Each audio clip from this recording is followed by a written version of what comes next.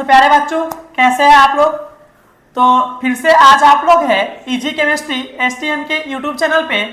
तो आप लोग के लिए क्या ना जो बिहार बोर्ड 2024 में एग्जाम होने वाला है 12th का, उस एग्जाम के लिए क्या ना हम क्रैश कोर्स स्टार्ट किए थे।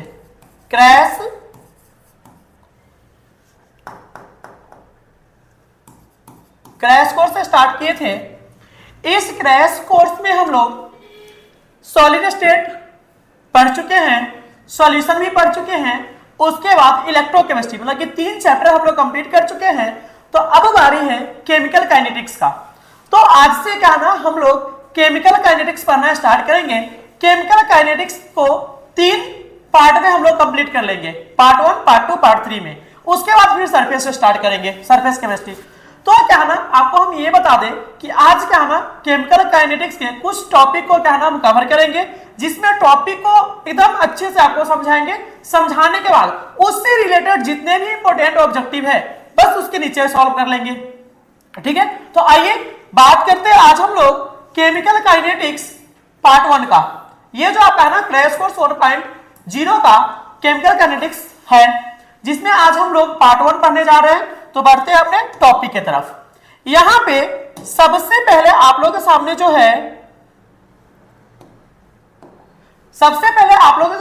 है ना टॉपिक है, टॉपिक 4.0 जो इंट्रोडक्शन है। केमिकल काइनेटिक्स का पहले हम इंट्रोडक्शन देखेंगे, उसके बाद फिर से हम आगे की तरफ मूव करेंगे और इससे रिलेटेड ऑब्जेक्टिव क्वेश्चन भी देखेंगे, ठीक है। तो यहाँ पे इंट्रोडक्शन का अगर हम बात करें, किसका करें वो इंट्रोडक्शन का, तो सबसे पहले आपको ये समझ में आना चाहिए कि हम केमिकल काइनेटिक्स का अर्थ क्या समझेंगे। तो केमिकल मतलब कि रसायन और काइनेटिक्स मतलब कि उसका गति, मतलब कि केमिकल का मोशन हम देखते हैं इस चैप्टर के अंदर, केमिकल के स्पीड को देखते हैं। अब हम केमिकल का स्पीड कहां पे देखते हैं, तो मान लीजिए एक रिएक्टेंट है जो कहां पे जा रहा है, प्रोडक्ट में जा रहा है। मान लीजिए एक रिएक्टेंट है जो क्या ना अभिक्रिया करके प्रोडक्ट में कन्वर्ट हो रहा है, ठीक है ना। तो अब जब वो रिएक्टेंट प्रोडक्ट में जा रहा है तो धीरे धीरे रिएक्टेंट क्या होगा, घटेगा, और प्रोडक्ट क्या होगा, वो बढ़ेगा। जैसे मान लीजिए यहाँ पे रिएक्टेंट हम लिए, रिएक्टेंट, और ये रिएक्टेंट क्या है इधर प्रोडक्ट में जा रहा है, प्रोडक्ट में, ठीक ना, प्रोडक्ट में जा रहा है। तो आपको हम ये बता दें कि किसी अभिक्रिया के अंदर जो रिएक्टेंट होता है, जो अभिकारक होता है, वो समय के साथ धीरे धीरे घटेगा, क्योंकि ये घटेगा क्या कि इससे ही तो ये बन के निकल रहा है ना, और ये क्या ना धीरे धीरे ये घटेगा और ये समय के साथ क्या होगा, बढ़ेगा। तो अब हम यहाँ पे केमिकल काइनेटिक्स में ये देखेंगे किसी एक पार्टिकुलर रिएक्शन के लिए कि उसका जो रिएक्टेंट है वो किस रेट से घट रहा है, और उस रिएक्शन का जो प्रोडक्ट है वह किस रेट से बढ़ रहा है। तो यहां पे हम ये देखेंगे कि किस रेट से रिएक्टेंट घट रहा है और किस रेट से प्रोडक्ट बढ़ रहा है आगे की तरफ। तो केमिकल काइनेटिक्स में यही हम लोग देखते हैं केमिकल का स्पीड मतलब कि अभिक्रिया की गति, कि किस गति से अभिक्रिया चल रहा है। तो अब हम बढ़ते हैं थोड़ा सा आगे की तरफ। आगे क्या अगर हम बात करते हुआ कि types of reaction on the basis of rate मतलब क्या होता है, दर के आधार पे अभिक्रिया का टाइप मतलब कि रिएक्शन के प्रकार, ठीक है ना। सबसे पहला है वेरी फास्ट रिएक्शन। क्या वो वेरी फास्ट रिएक्शन है। वेरी फास्ट मतलब कि कहने का बहुत तेज होता है जो अभिक्रिया, उसको हम वेरी फास्ट रिएक्शन बोलते हैं। जैसे मान लीजिए हम रिएक्टेंट लिए, एकदम क्षण भर में प्रोडक्ट बन के तैयार हो गया, तो उसको हम बोलेंगे वेरी फास्ट रिएक्शन, ठीक है ना। तो यहाँ पे लिखा हुआ है it take place very fast, मतलब कि ये जो अभिक्रिया है ये क्या है ना बहुत तेज गति से क्या है ना पूरा होता है, इसको हम बोलेंगे वेरी फास्ट रिएक्शन। अब यहाँ पे लिखा हुआ है इट कंप्लीटेड इन 10 के पावर -16 टू 10 के पावर -14 सेकेंड, मतलब कि जो वेरी फास्ट रिएक्शन होता है उसके लिए ये टाइम पीरियड होता है।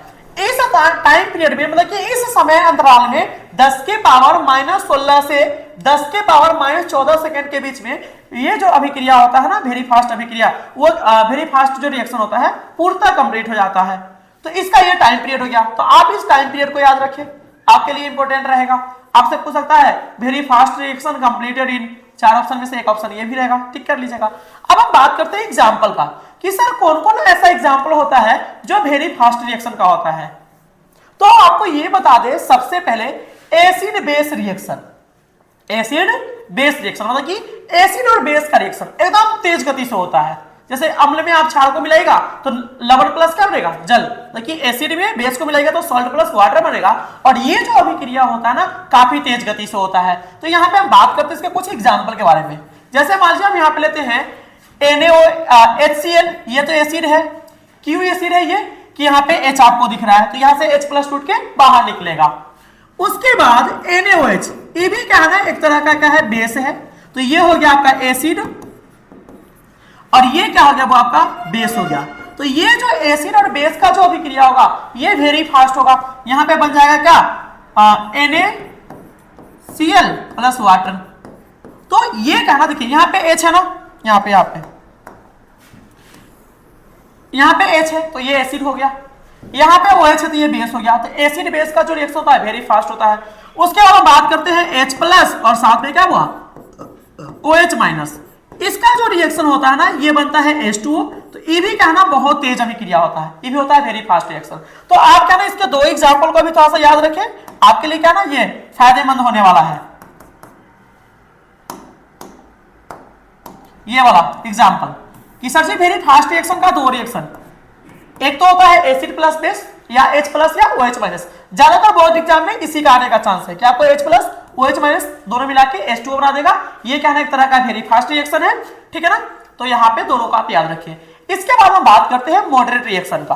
तो it take place with moderate speed. ये जो होता है मॉडरेट अभिक्रिया, ये जो होता है मॉडरेट अभिक्रिया, ये कहना एकदम कहना मध्यम स्पीड से, मतलब कि ना ज्यादा स्पीड ना ज्यादा स्लो, मतलब कि एकदम क्या है मीडियम स्पीड से कंप्लीट होता है। इसको हम बोलते हैं मॉडरेट रिएक्शन, ठीक ना ज्यादा फास्ट होना चाहिए ना ज्यादा स्लो होना चाहिए, तो उसको बोलेंगे मॉडरेट। जैसे it studies in chemical kinetics, और इसी मॉडरेट रिएक्शन को हम लोग क्या है केमिकल काइनेटिक्स में पढ़ते हैं।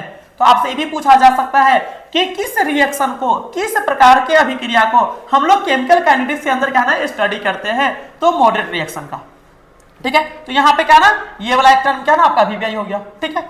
इसके बाद है तीसरा वेरी स्लो रिएक्शन। वो ऐसा रिएक्शन जो बहुत तेज, बहुत मतलब कि धीरे धीरे धीरे धीरे कंप्लीट होता है, उसको वेरी स्लो बोलेंगे। जैसे आपके आसपास में रस्टिंग देखते होइएगा, जैसे लोहा में जंग लगना, एकदम धीरे धीरे जंग लग के धीरे धीरे झरना शुरू होगा, बहुत दिन तक उसमें क्या ना विक्रिया चलते रहता है। तो ये हो गया it take place very slow speed, rusting in iron और कोरोजन मतलब कि संक्षारण, ठीक है ना। ये दोनों जो होता है ना वेरी स्लो रिएक्शन होता है, ठीक है।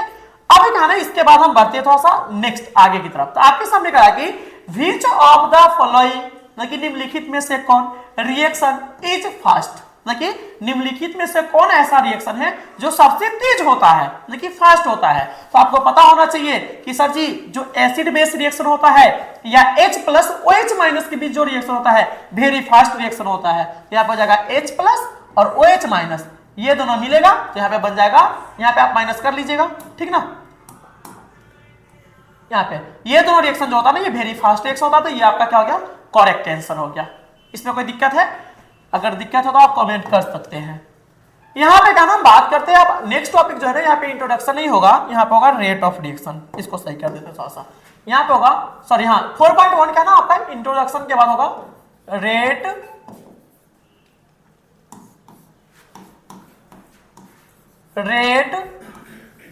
ऑफ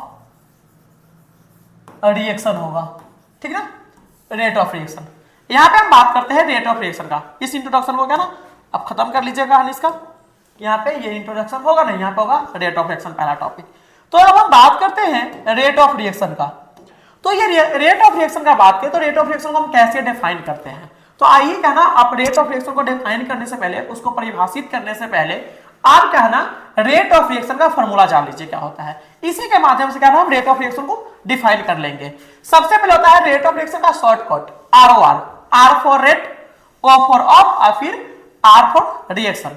ये होता है plus minus delta C upon delta T, plus minus delta C upon होता है delta T, delta C upon delta T होता, sorry delta C upon T होता है।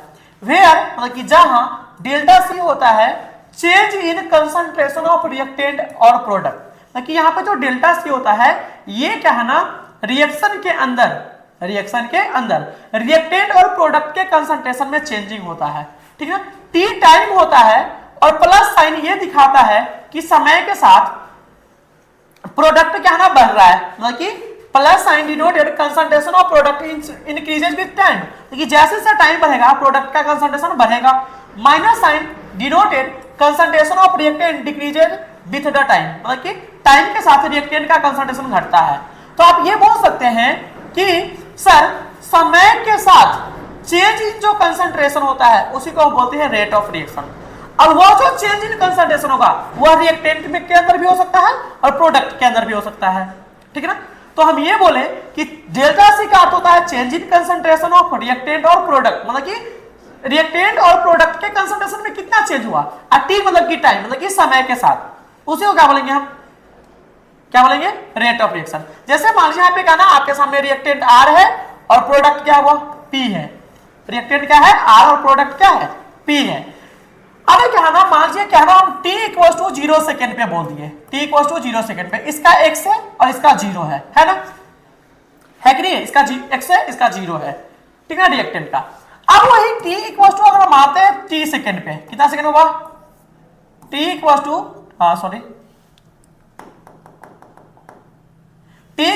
t सेकेंड पे बोल दिए कि इसका मान लिया हम a बन गया, कितना बन गया बोले, a, तो इसका कितना बनेगा, x माइनस ए बच जाएगा।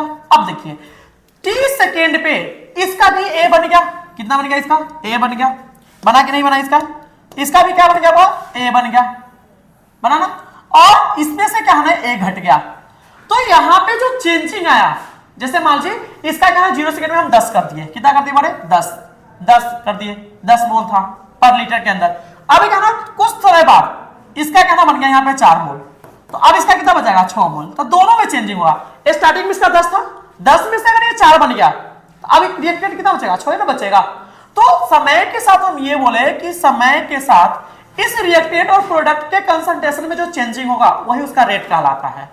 तो यहाँ पे हम डिफाइन कर सकते हैं कि change in concentration of reactant और प्रोडक्ट पर यूनिट टाइम, मतलब कि प्रति इकाई समय के साथ जो रिएक्टेंट और प्रोडक्ट के कंसंट्रेशन में चेंजिंग आता है उसको हम बोलते हैं रेट ऑफ रिएक्शन।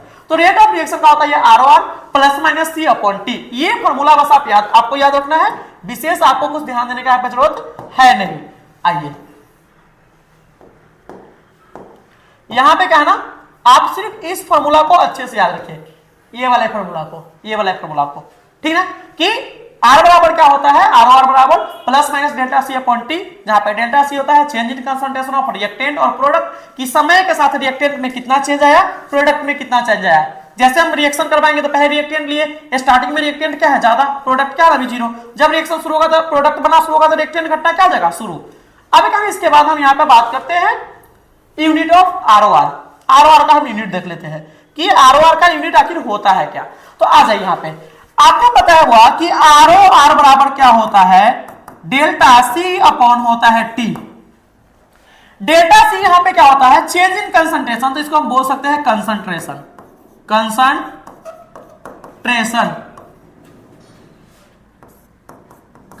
बोल सकते हैं। और यहां पे T जो होता है वही होता है टाइम, क्या होता है, टाइम, मतलब कि यहाँ पे जो डेल्टा C होता है वो होता है चेंज इन कंसंट्रेशन, मतलब कि कंसंट्रेशन उसको बोल सकते हैं आप। यहाँ पे T क्या होता है, टाइम। अब बताइए जरा आप हमको कि सर जी अगर ये T टाइम ऊपर गया, टाइम का पावर कितना है 1, ये नीचे बटा में है, ऊपर जाएगा तो किसमें चला जाएगा, माइनस, तो जाएगा कंसंट्रेशन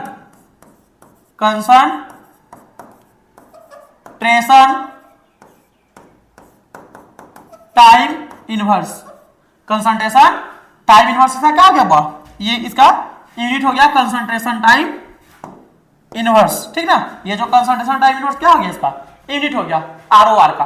तो ये आप याद रखिएगा ऑब्जेक्टिव के लिए। चलिए हम बढ़ते हैं स्लाइड की तरफ, ऑब्जेक्टिव आपके सामने, यूनिट ऑफ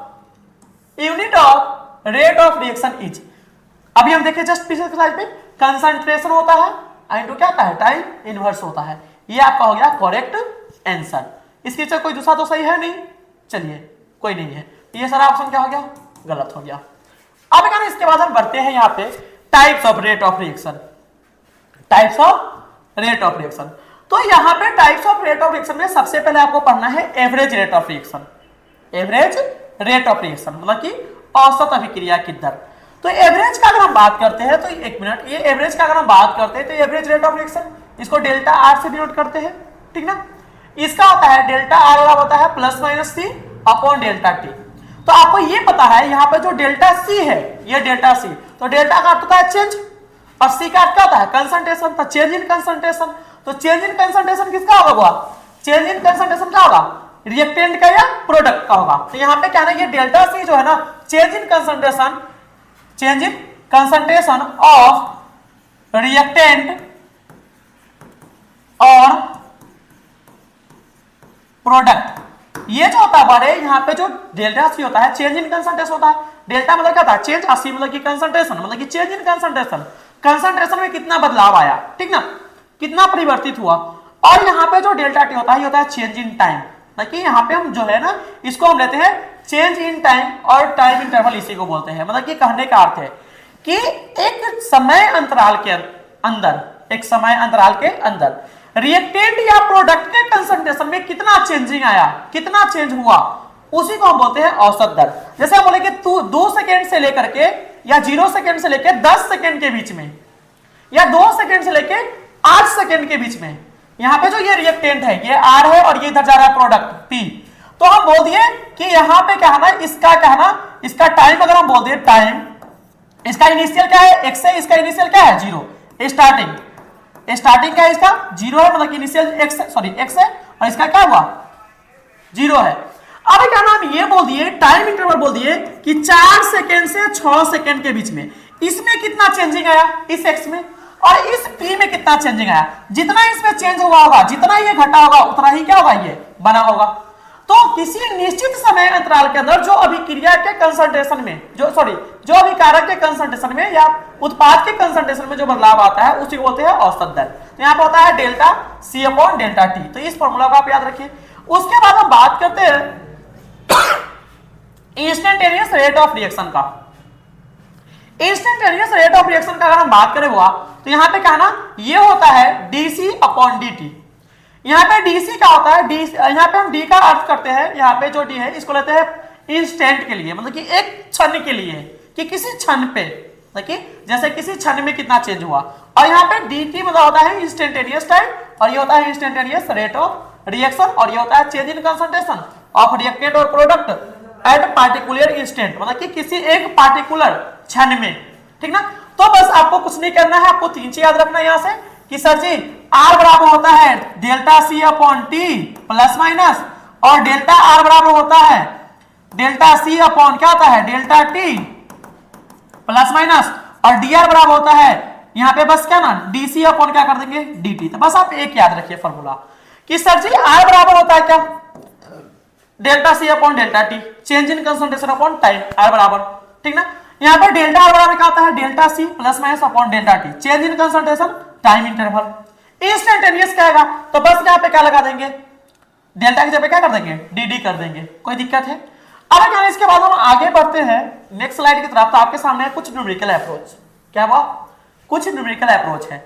इसमें क्या ना मान लीजिए हम एक एग्जांपल आपको कंसीडर करते हैं, जैसे यहाँ पे रिएक्टेंट है और ये जा रहा है बेचारा प्रोडक्ट में, कहां पे जा रहा है ये जा रहा है रिएक्टेंट में और ये जा रहा है प्रोडक्ट में। हम आपको ये बोल दिए कि इनिशियल इसका क्या है ना t इक्वल टू 0 सेकेंड पे, t इक्वल टू 0 सेकेंड पे इसका x है और इसका भी क्या है 0 है। t इक्वल टू 0 सेकेंड पे इस r का मतलब कि रिएक्टेंट का x अमाउंट हम लिए, x मोल पर लीटर लिए कंसंट्रेशन और इसका 0 है। अब हम बात करते हैं कि कुछ देर बाद जाकर देखें, जैसे हम t इक्वल टू क्या है ना t इक्वल टू मान लीजिए क्या ना इस r को हम एक न्यूमेरिकल वैल्यू ले लेते हैं, यहाँ पे 10 कर दिए, कितना कर दिए 10 कर दिए। अभी क्या ना हम देखें क्या ना t इक्वल टू 1 सेकेंड पे जाकर के, ठीक ना।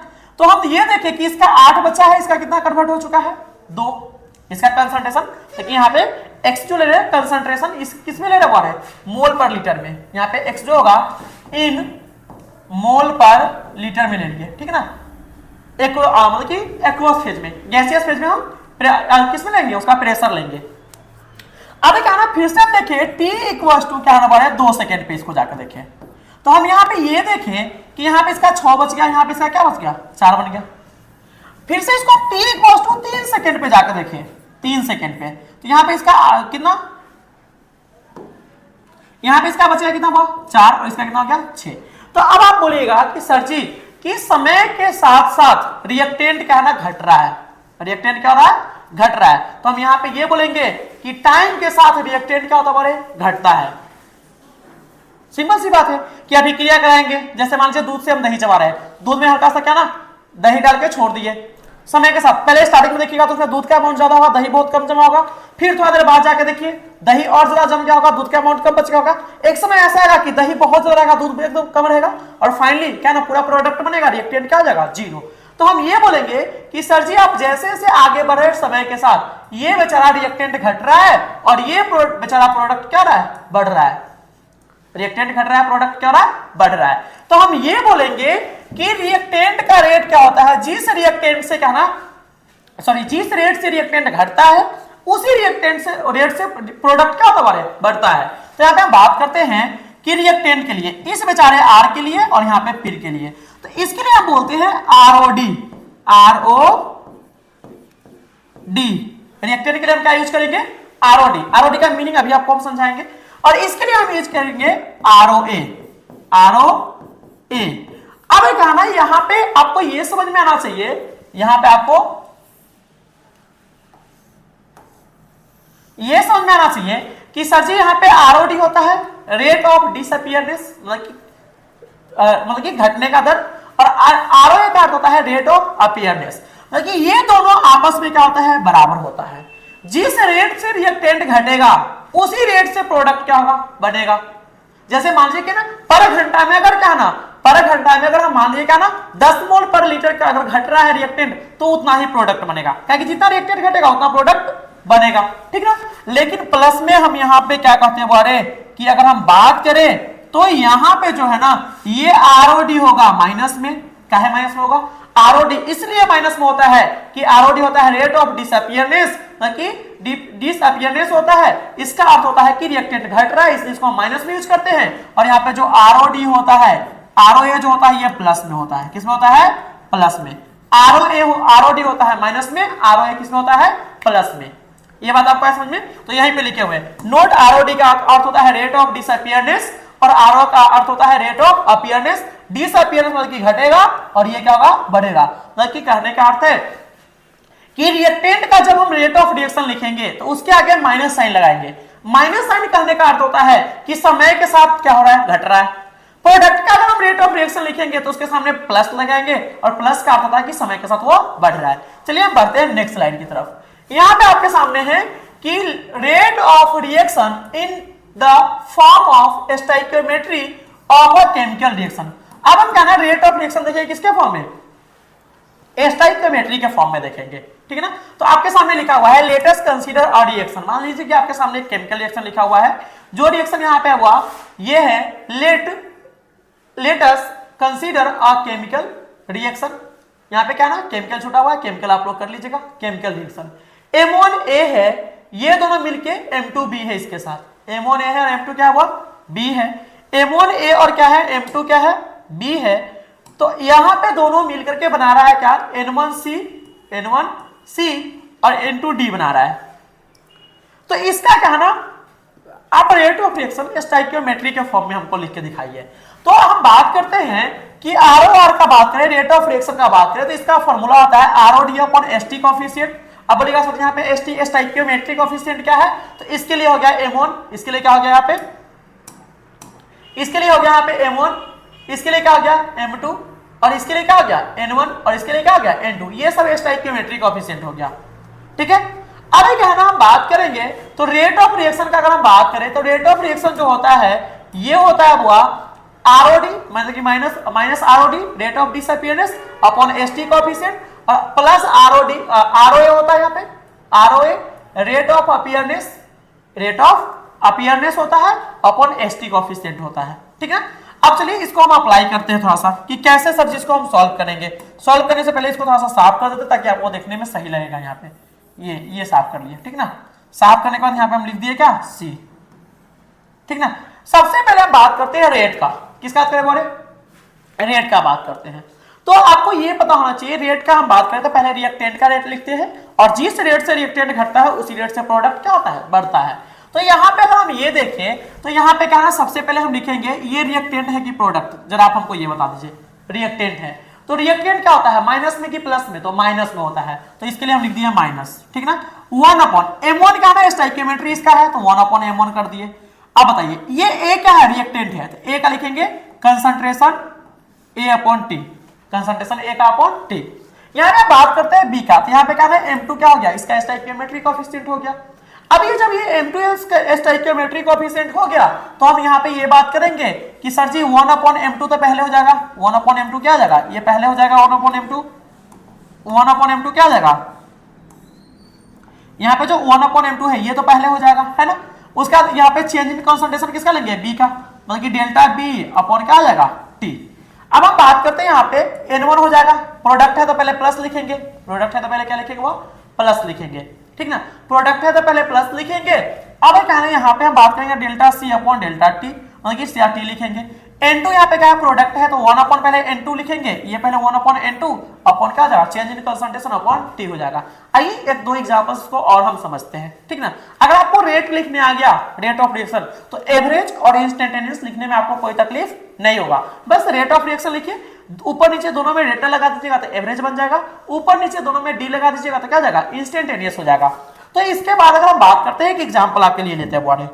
एग्जांपल क्या है, यहाँ पे जरा आप देखिएगा, एग्जाम्पल के तौर पे हम ये ले लिए कि आप यहां सामने आपके सामने लिखे हुए हैं एग्जाम्पल क्या, कि 3A बना रहा है क्या, बॉडी 2B बना रहा है। इसके लिए आप हमको रेट ऑफ रिएक्शन लिख के दिखा दीजिए, तीनों rate of reaction, average, instantaneous. तो यहां पे बोलेगा कि सर जी सबसे पहले अगर हम बात करें यहां पे, तो यहां पे क्या हो जाएगा, यहां पे क्या है, ये रिएक्टेंट है, ये जब रिएक्टेंट है तो इसके लिए माइनस होगा, और इस साइड वाला प्रोडक्ट है तो इसके लिए क्या होगा, प्लस होगा। अब हम बात करते हैं इस रिएक्टेंट के लिखते हैं तो सबसे पहले तो माइनस हो जाएगा, ठीक ना।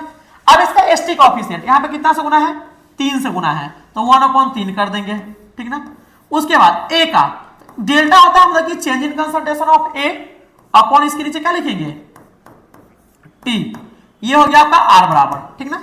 अब बताइए ये क्या है, रिएक्टेंट है कि प्रोडक्ट है, तो आप बोलेगा सर जी प्रोडक्ट है, क्या है, प्रोडक्ट है। तो प्रोडक्ट के लिए क्या होता है, यहाँ पे प्लस लिखेंगे, ये दो इसका स्टोइकियोमेट्री कोएफिशिएंट है तो 1/2 लिखेंगे, इनटू कर देंगे डेल्टा बी अपॉन टी, ये तो हो गया आपका रेट। अब ये तो रेट हुआ, रेट के बाद अगर हम लिखते हैं इसका क्या हुआ, एवरेज रेट लिखते हैं, मतलब कि डेल्टा आर लिखते हैं, डेल्टा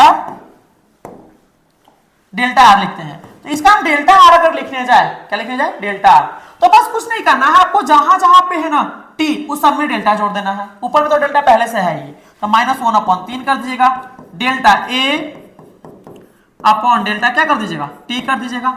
इसके बाद क्या ना 1/+1/2 कर दीजिएगा, और डेल्टा बी अपॉन क्या कर दीजिएगा, डेल्टा टी कर दीजिएगा। ये आपका क्या हो गया, एवरेज हो गया। इंस्टेंटेनियस अगर आपसे कोई कहे डीआर का आता है तो -1/3 कर दीजिएगा, जहां पे डेल्टा है वहां पे डीआर कर दीजिएगा, सॉरी डी कर दीजिएगा, ठीक ना। डी ए अपॉन क्या हो जाएगा, वह डी टी हो जाएगा। यहां पे +1/2 हो जाएगा, डी बी अपॉन क्या हो जाएगा, डी टी हो जाएगा। ये आपके लिए हो गया। चलिए इसका हम एक और एग्जांपल देख लेते हैं, आइए आगे की तरफ। एक एग्जांपल और हम कंसीडर करते हैं छोटा सा, तो यहां पे लिख दिए क्या, 2A + 3B ये बना रहा है 3C + 2D बना रहा है, ऐसा कुछ बना रहा है, ठीक ना। अब ये ऐसा बना रहा है तो इसके लिए सबसे पहले आप R1 को लिख के दिखा दीजिए, रेट अगर हम लिखने जाए इसके लिए तो सबसे पहले बोलिएगा सर जी ये वाला, ये तो रिएक्टेंट है, मतलब कि अभिकारक है, अभिकारक के लिए माइनस होगा कि प्लस, तो आप बोलिएगा सर जी माइनस होगा, तो माइनस होगा तो माइनस लिखेंगे। 1/2 क्या कि यहाँ पे 2 से गुना है तो 1/2 हो जाएगा, ठीक ना। उसके बाद ये ए, तो यहाँ पे हो जाएगा डेल्टा हो जाएगा, delta change in concentration upon क्या जाएगा, टी। इसके लिए ये अभिकारक है कि उत्पाद है, तो बोलेगा सर जी अभिकारक है, मतलब कि रिएक्टेंट है, और रिएक्टेंट है तो जाएगा -1/3, और डेल्टा क्या हो जाएगा, ये बी अपॉन क्या हो जाएगा, टी। अब बोलिएगा सर जी इसके लिए क्या होगा, तो आप बोलिएगा सर जी यहाँ पे क्या ना प्रोडक्ट है तो प्रोडक्ट के लिए होता है प्लस, यहाँ पे करेंगे प्लस, और हो जाएगा 1/3, और ये हो जाएगा डेल्टा सी अपॉन क्या हो जाएगा, ये डेल्टा टी, ठीक ना। सॉरी डेल्टा टी नहीं होगा,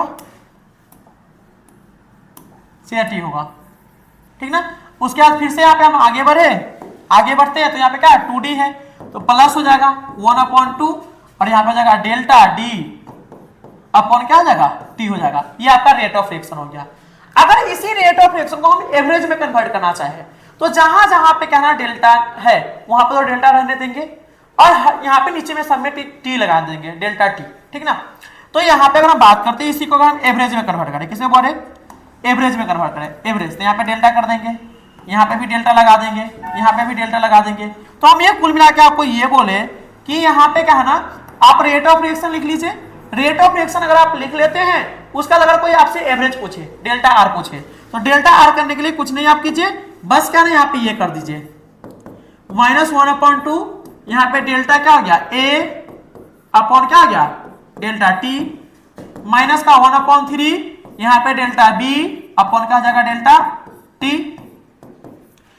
प्लस का 1/3, यहाँ पे जाएगा डेल्टा सी अपॉन क्या हो जाएगा वो, डेल्टा टी, और यहाँ पे जाएगा प्लस का 1/2 और यहाँ पे जाएगा डेल्टा डी अपॉन क्या हो जाएगा, डेल्टा टी हो जाएगा।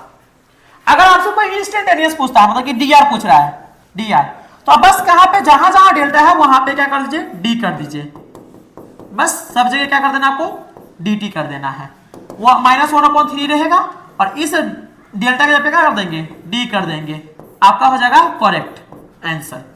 यहाँ पे +1 अपॉन क्या हो गया, 3 हो गया, ये हो गया डेल्टा सी अपॉन क्या हो गया, delta sorry D C upon क्या हो जाएगा, डी टी, प्लस का 1 अपॉन क्या हो जाएगा 2 और यहाँ पर जाएगा ये डी अपॉन क्या हो जाएगा, डी टी हो जाएगा। ये आपका हो गया कंप्लीट। चलिए हम बढ़ते हैं हम नेक्स्ट स्लाइड की तरफ, ठीक ना। यहाँ पे हम नेक्स्ट स्लाइड की तरफ एक बार आप स्क्रीनशॉट यहाँ से ले सकते हैं और उसके बाद क्या ना हम बढ़ते हैं अब नेक्स्ट स्लाइड की तरफ बढ़ते हैं। नेक्स्ट स्लाइड की तरफ अगर हम बढ़े तो यहाँ पे क्या है कि आपके लिए क्या है, क्वेश्चन लिखा हुआ है बहुत सुंदर सा, जो क्वेश्चन क्या है ना इंस्टेंटेनियस रेट का है, क्या कि सब में डी लगा हुआ है, सब में क्या लगा हुआ है, डी लगा हुआ है।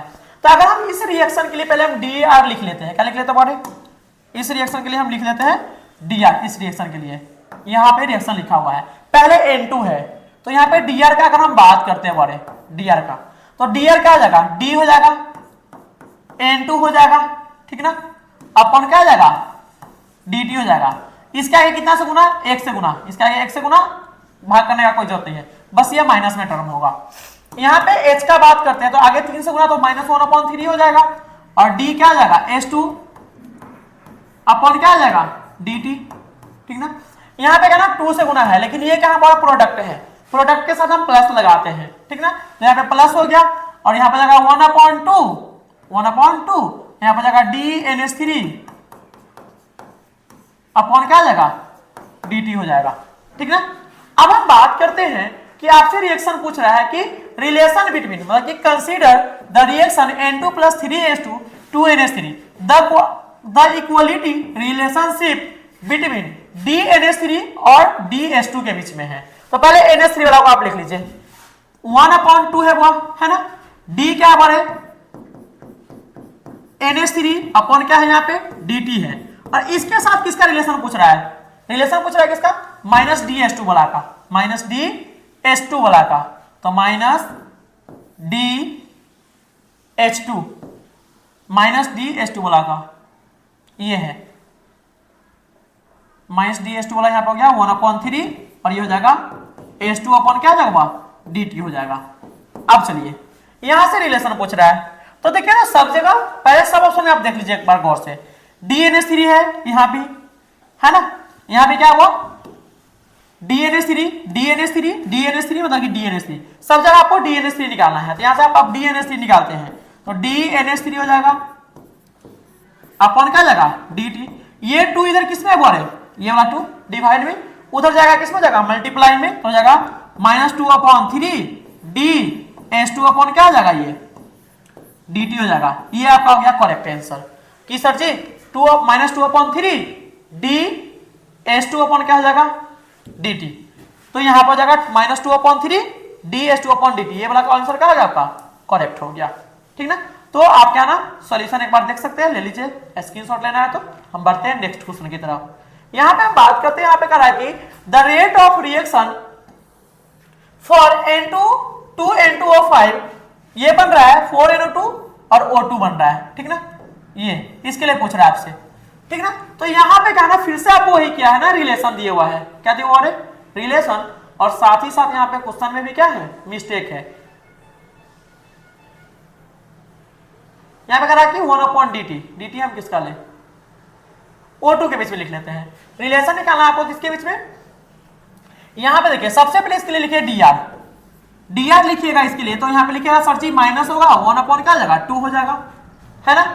अब क्या ना यहाँ पे हम बात करते हैं, ये हो गया क्या dN2O5/dt हो गया, और ये बराबर में हो गया, हमको क्या ना इसके और इसके बीच में देखना है, इसके बीच रिलेशन देखना है। यहाँ पे सब जगह हम O2 कर देते हैं, O2 O2 O2, ठीक ना, O2 कर दिए, ठीक ना।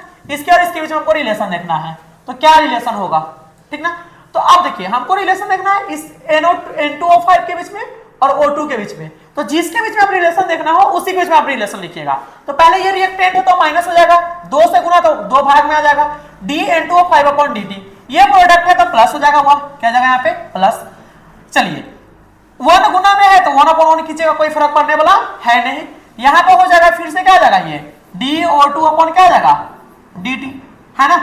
अब हम बात करते हैं यहाँ पे, तो हम यहाँ पे ये बात करें, यहाँ पे भी क्या ना मिस्टेक है, यहाँ पे क्या ना आप इस क्वेश्चन को ऑप्शन को सही कर लीजिएगा, ठीक है। अब क्या ना यहाँ पे हम बात करते हैं कि dN2O5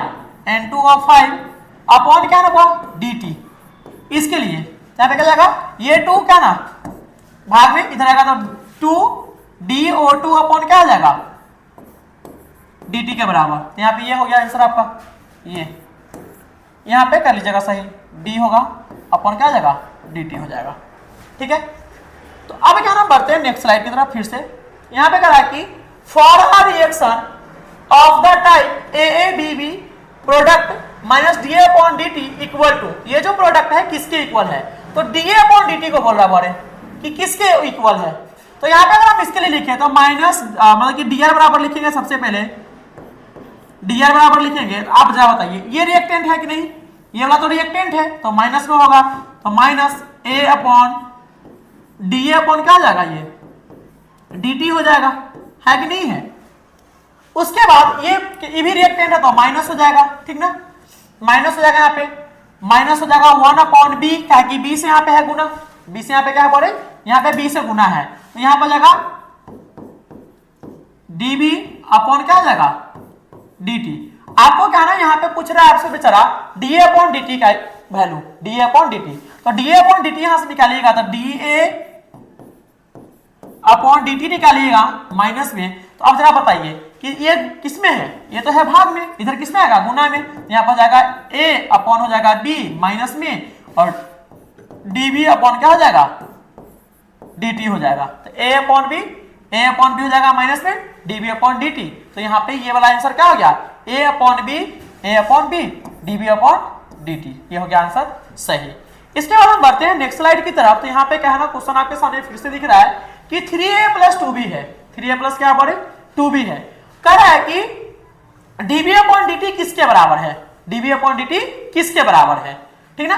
कह रहा है कि फॉर द रिएक्शन 3a2b बन रहा है, the rate of reaction dB/dt is equal to, मतलब कि dB/dt किसके बराबर होगा। तो आ जाइए यहाँ पे dr, पहले इसके लिए आप लिख लीजिए, dr लिखिएगा तो जरा आप हमको ये बताइए, यहाँ पे क्या ना 3 से गुना है, तो यहाँ पे 1/3 कीजिएगा, रिएक्टेंट के लिए माइनस कीजिएगा, और dA/ क्या कीजिएगा dt कीजिएगा बराबर, ये प्रोडक्ट है तो प्लस कीजिएगा 1/2, यहाँ पे कीजिएगा dB/ क्या कीजिएगा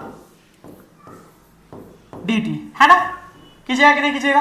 अब ये कहना यहाँ पे देखिए ये किसमें है भाग में, इधर जाएगा किसमें जाएगा गुना में हो जाएगा, लेकिन कहना यहाँ से तो आपका dA/dt का वैल्यू निकल जाएगा, निकालना क्या है dB/dt। तो यहाँ पे देखिए ये किसमें है भाग में, ये किसमें है गुना में, यहाँ पे क्या ना भाग में इधर आएगा गुना में लेके आ जाइए, तो जाएगा -2/3 dA/dt बराबर ये हो जाएगा dB/ क्या हो जाएगा dt हो जाएगा। ये आपका आंसर क्या है ना निकल के सामने तैयार है कि -2/3 dA/dt, तो -2/3 dA/dt, ये वाला हो गया करेक्ट आंसर। इसके बाद हम बढ़ते हैं नेक्स्ट स्लाइड की तरफ। तो यहाँ पे क्या ना फिर से क्वेश्चन है आपके सामने, for the reaction H2I2 2HI, करा कि the rate law is equal to the, न कि कहने का अर्थ है कि the rate law equation will be, इस रिएक्शन के लिए रेट लॉ इक्वेशन क्या होगा। अच्छा यहाँ पे हम देख लेते हैं, यहाँ पे H है, ये क्या है, रिएक्टेंट की प्रोडक्ट, तो बोलेगा सर जी रिएक्टेंट है, तो रिएक्टेंट के लिए क्या लिखेंगे माइनस, और इसके लिए क्या आ जाएगा DH2 अपन क्या आ जाएगा DT। कहा ऐसा होगा बताइए, इसलिए ऐसा होगा कि यहाँ पे किसी संख्या से गुना नहीं है, एक से है तो एक से आप कीजिएगा तो क्या ना डिवाइड में कोई फर्क नहीं पड़ता है, माइनस DI2 अपन क्या हो जाएगा DT। अब क्या ना यहाँ पे प्रोडक्ट है तो यहाँ पे जाएगा 1/2 DHI अपॉन क्या हो जाएगा DT, है ना, DHI अपॉन क्या हो जाएगा DT हो जाएगा। चेक कर लीजिए, DI2 यहाँ पे क्या ना पहले माइनस में क्या होगा DH2, तो माइनस में DH2 अपॉन DT, ये सही है। DI2 यहाँ पे माइनस होना चाहिए लेकिन किस में है प्लस में, तो ये वाला ऑप्शन गलत हो गया। DH2 माइनस में सही है। अब देखिए DHI किस में है, ये भी क्या हो गया आपका गलत हो गया। DHI क्या ना प्रोडक्ट है तो ये माइनस में दिया हुआ है, माइनस का ना यहाँ पे कर रहा है क्या, यहाँ पे हम कह रहे हैं कि -1/2 DH2 है, -1/2 क्या ना -1/2 DH2 अपॉन DT है, यहाँ पे क्या है 1/2 DI2 अपॉन DT है, और यहाँ पे क्या है बोले, यहाँ पे क्या है ना माइनस DHI अपॉन DT है, क्या ना DHI अपॉन क्या है DT है, तो ये भी आपका क्या है ना सही नहीं है ऑप्शन। यहाँ पे अगर हम बात करते हैं तो आ जाइए यहाँ पे देखते हैं, -2 क्या है DH2 अपॉन DT है, क्या कि यहाँ पे तो -1/2 नहीं है, इसलिए ये वाला भी गलत हो गया आपका। यहाँ पे बात करते तो माइनस क्या है DH2 अपॉन DT है, यहाँ पे -2 DHI2 अपॉन DT है, और यहाँ पे क्या है DHI अपॉन DT है, तो ये वाला ऑप्शन सही हो सकता है। बोलिएगा सर जी कैसे, तो हर टर्म में क्या नाम 2 से गुना करेंगे, यहाँ भी 2 से गुना किए, यहाँ पे 2 से गुना कर दिए, और यहाँ भी 2 से गुना कर दिए, तो ये कट गया और ये दोनों बच गया, तो -2 हो जाएगा DH2 upon DT, -2 DI2 upon DT, और प्लस क्या हो गया, ये वाला आंसर आपका सही हो गया। ठीक है ना, इसके बाद हम बढ़ते हैं नेक्स्ट स्लाइड की तरफ, तो आपके सामने है factors affecting rate of reaction. देखिए कौन कौन ऐसा फैक्टर है जो रेट ऑफ रिएक्शन को अफेक्ट करता है, मतलब कौन कौन ऐसा कारक है वो कि वो रेट ऑफ रिएक्शन को मतलब कि अभिक्रिया के दर को अफेक्ट करता है। सबसे पहले देखिए यहां पे है कंसंट्रेशन ऑफ रिएक्टेंट बढ़ेगा, कंसंट्रेशन ऑफ रिएक्टेंट मतलब कि अभिकारक के सांद्रता को बढ़ाएंगे तो अभिक्रिया का दर बढ़ेगा। कैसे, जैसे मान लीजिए आपके सामने एक आटा चक्की का एग्जांपल लेते हैं, ये आटा चक्की है, ये आटा चक्की है, और इसके इस पोर्शन से यहाँ बाहर की तरफ क्या ना आटा निकल रहा है, ये यहाँ पे हम गेहूं डाल रहे हैं। अब जरा बताइए इसमें क्या ना, अगर आप गेहूं ऊपर से ज्यादा डालिएगा तो स्टार्टिंग में आटा भी क्या निकलेगा ज्यादा, चाहे मान लीजिए क्या ना कि यहाँ पे क्या ना गेहूं अगर कम रखिएगा तो यहाँ पे आटा क्या निकलेगा कम निकलेगा। कि अभिक्रिया के अंदर रिएक्टेंट का कंसंट्रेशन अगर कम लेते हैं, अभिकारक का मात्रा कम लेते हैं, तो अभिक्रिया का दर क्या होगा कम होगा, ज्यादा लीजिएगा तो ज्यादा होगा। ठीक ना, एक्टिव मास, अगर एक्टिव मास बढ़ेगा तो ROR क्या होता है बढ़ता है, ये भी बात आप याद रखिए, यहां से तो क्वेश्चन कई बार आया है एग्जाम में। प्रेशर बढ़ने से ROR बढ़ता है गैसियस फेज के लिए, गैसियस फेज के लिए, और ये हम बात करते हैं एक्वस फेज के लिए बात करते हैं। ठीक है, यहां पे अगर हम बात करें कैटलिस्ट 2 टाइप के होते हैं, एक तो होता है पॉजिटिव कैटलिस्ट, वो रेट ऑफ रिएक्शन क्या करेगा इंक्रीज करेगा, क्योंकि एक्टिवेशन एनर्जी को घटा देता है। दूसरा होता है निगेटिव कैटलिस्ट जो रेट ऑफ रिएक्शन को गिरा देता है और एक्टिवेशन एनर्जी को क्या करता है बढ़ा देता है। इसके बाद बात करते हैं टाइम बढ़ता है तो रेट ऑफ रिएक्शन क्या होता है घटता है। ऐसा क्यों, स्टार्टिंग में जैसे मान लीजिए आपके सामने ड्राम है, उसमें पानी भरा हुआ है, नीचे से एक होल कर दीजिए, मान लीजिए ऊपर से रिएक्टेंट है, नीचे से प्रोडक्ट निकल रहा है, तो स्टार्टिंग में एकदम स्पीड निकलेगा, लेकिन जब उस ड्राम का पानी खत्म होगा तो निकलना क्या हो जाएगा स्लो। तो जैसे जैसे टाइम बढ़ा प्रोडक्ट बढ़ना क्या हो गया कम हो गया। तो यहाँ पे क्या ना TCP है, टाइम कंसंट्रेशन, यहाँ पे क्या ना टेम्परेचर, क्या बोले टेम्परेचर, टी मतलब होता है टेम्परेचर, टी मतलब होता है टेम्परेचर बढ़ेगा, कंसंट्रेशन बढ़ेगा, प्रेशर और एक्टिव मास, ये 3 बढ़ता है। TCPA बढ़ता है तो ROR बढ़ता है, और टाइम बढ़ता है तो ROR क्या होता है घटता है। अब इससे हम रिलेटेड देख लेते हैं थोड़ा सा ऑब्जेक्टिव, तो इस बात को आप याद रखिएगा फैक्टर्स अफेक्टिंग को। यहाँ पे कहा कि the concentration of reactants is increased the rate of reaction, क्या होगा जब रिएक्टेंट का कंसंट्रेशन बढ़ाएंगे अभिकारक का, तो रेट ऑफ रिएक्शन क्या होगा इंक्रीज करेगा। ठीक ना, इसके जस्ट अगर हम बात देखते हैं यहाँ पे तो कह रहा है कि the rate of reaction depends upon the, किस पे डिपेंड करता है, तो 2 चीज पे, यहाँ पे कहा ना वॉल्यूम पे तो करता नहीं है, फोर्स पे करता नहीं, प्रेशर पे भी करता है, कंसंट्रेशन पे भी करता है, दोनों पे करता है। अब बोलिएगा सर जी हम किसको ले, अगर आपको यहाँ पे फेज मेंशन ना हो, फेज मेंशन ना हो तो आप क्या ना कंसंट्रेशन को लीजिएगा, कंसंट्रेशन को लीजिएगा, ठीक ना। अगर फेज यहाँ पे गैसियस का देता तो हम प्रेशर ले लेते, ठीक ना, लेकिन फेज मेंशन ना हो तो कंसंट्रेशन ऑफ रिएक्टेंट को लेंगे, ठीक है। चलिए अब क्या ना यहाँ पे हम नेक्स्ट बढ़ते थे, यहाँ पे कहा कि the rate of a chemical reaction depends upon, यहाँ पे देख लीजिए टाइम पे भी डिपेंड करता है, प्रेशर पे भी डिपेंड करता है गैसियस फेज में, और कंसंट्रेशन पे भी डिपेंड करता है। तो ऑल ऑफ इसका दीज आंसर सही हो जाएगा। इसके जस्ट अगर हम आगे बढ़ते थे, यहाँ पे कहा कि a catalyst increase the rate of reaction, rate of a chemical reaction by, मतलब कि कैटलिस्ट है जो रासायनिक अभिक्रिया के दर को बढ़ाता है, किसके द्वारा, तो रासायनिक अभिक्रिया के दर को जब बढ़ाता है, इसका मतलब यह है कि वो एक्टिवेशन एनर्जी को क्या करता है, कम करता है। तो डिक्रीज इन एक्टिवेशन एनर्जी, ये वाला क्या हो गया, सही हो गया। इसके जस्ट अगर हम बात करते हैं तो यहाँ पे हो गया द रेट ऑफ रिएक्शन, मतलब कि अभिक्रिया का दर, इंक्रीज विद इंक्रीजिंग टेम्परेचर, ये बात क्या बोले, सही है। Decrease in with increase temperature, ये गलत है। Does not depends upon temperature, ये भी बात गलत है। डज डिपेंड्स अपॉन कंसंट नॉट, तो ये भी बात गलत हो गया। अब देखिए तापमान बढ़ाने से क्या ना अभिक्रिया का दर क्या होता है, बढ़ता है। क्यों, जो रिएक्टेंट है उसका काइनेटिक एनर्जी बढ़ेगा, जब काइनेटिक एनर्जी बढ़ेगा तो उसके कोलिजन बढ़ेगा, अब कोलिजन बढ़ेगा तो क्या होगा, प्रोडक्ट ज्यादा बनेगा। तो अब इसके बाद एक और क्वेश्चन आपके सामने है, यहाँ पे कहा कि the rate of reaction which the rate at which substance react depends upon its active mass, किस पे डिपेंड करता है, या ये भी बोल सकते हैं the rate of reaction depends upon, कि अभिक्रिया का दर किस पे डिपेंड करता है, तो एक्टिव मास पे करता है डिपेंड। ये वीवीआई क्वेश्चन है, बोर्ड एक बार इसको पूछ भी चुका है। इसके जस्ट बाद अगर हम चलते हैं नेक्स्ट क्वेश्चन की तरफ, तो कहा कि the rate of reaction, the rate of a chemical reaction increase with time, decrease with time, ये वाला क्या हो गया आपका, सही हो गया। मे इंक्रीज और decrease with time remains constant, तो टाइम के साथ क्या होता है, घटता है। तो यहाँ पे क्या ना आज आपका केमिकल काइनेटिक्स का पार्ट 1 कंप्लीट हुआ। पार्ट 1 में जितने भी आपको हम शॉर्ट टॉपिक बताए हैं, रेट ऑफ रिएक्शन और factors affecting rate of reaction, इस दोनों को पहले आप अच्छे से याद रखें। जब आप इसको अच्छे से याद रखिएगा तो आपसे क्या है ना ऑटोमेटिक ऑब्जेक्टिव क्या है ना बनना शुरू होगा, और ऑब्जेक्टिव सॉल्व करने के बाद ठीक ना फिर से क्या ना शॉर्ट नोट को बार बार रिवाइज कीजिएगा। तो आज के लिए इतना ही, मिलते हैं फिर से हम क्या ना नेक्स्ट वीडियो में केमिकल काइनेटिक्स पार्ट 2 के साथ। इसी तरह से आपका 20 जनवरी को क्या ना ये सिलेबस हम कंप्लीट करेंगे। 20 जनवरी के बाद आप लोग लेकर के आएंगे लॉन्ग टाइप सीरीज, ठीक है। तो आज के लिए इतना ही, ओके बाय।